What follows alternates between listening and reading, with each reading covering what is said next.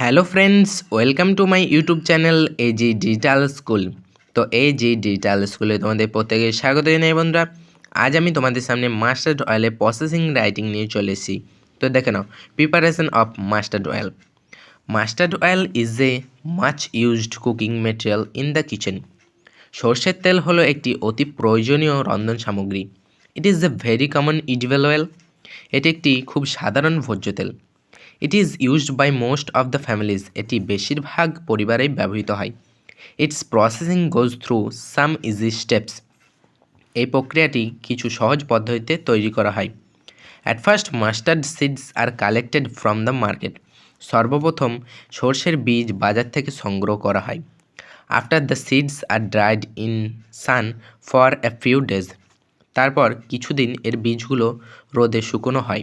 Then these seeds are put into a crushing machine. তারপর বীজগুলোকে একটি মেশিনে ভরে ভাঙা হয়। Now a little water is added with it. এখন এতে অল্প জল যোগ করা হয়। Next the oil is extract from the machine. পরে তেলটিকে মেশিন থেকে বের করে আনা হয়।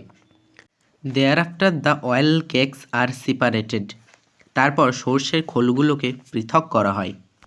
Later the oil is kept in containers. তারপর তেলটিকে একটি পাত্রে রাখা হয়। Then the containers are sealed. তারপর পাত্রগুলো সিল করা হয়। Finally the containers are sent for sale. অবশেষে কন্টেনারগুলি বিক্রির জন্য পাঠানো হয়।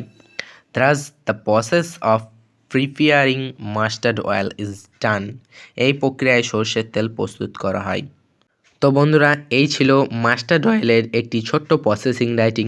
তো তোমরা অবশ্যই কমেন্টে জানাবে ভিডিওটি তোমাদের কেমন লেগেছে।